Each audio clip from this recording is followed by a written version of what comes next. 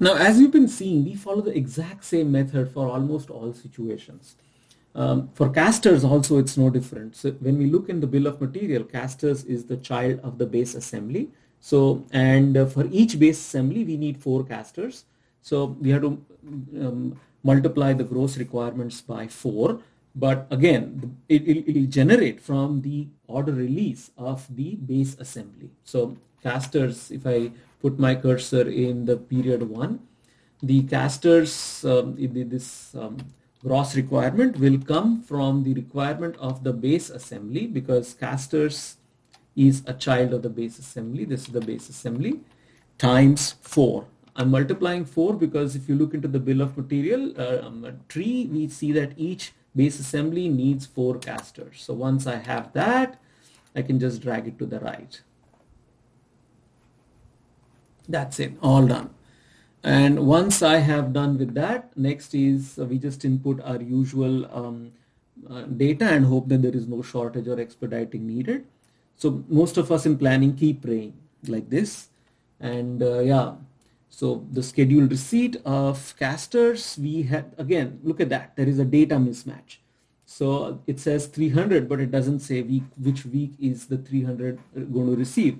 So in real life situation, probably I look around, ask, and figure out where this 300 comes from. So such things typically do happen. We will assume that the 300 is scheduled receipt in week 1. Let's assume I find out and look at the purchase orders and figure out. And the projected available for casters, which is the opening stock, is 500. And yeah, I have this formula which is works. So what works I can reuse here. And yeah, I have 400, I have no problem till week 4. In week 4, I have a problem, which is negative 400. And if you look at it, the ordering policy is 300. All right. So let's suppose I order 300 here. I'm still going to have a shortage. So now this tells me, what do I do here? Maybe I need to look up the agreement with my suppliers. Is my supplier saying I can only order 300, or I can order in batches of 300 as much as I want? So, you know, as planners, they need to be aware of the requirement in purchase orders and whatever is the kind of negotiation we have had with suppliers.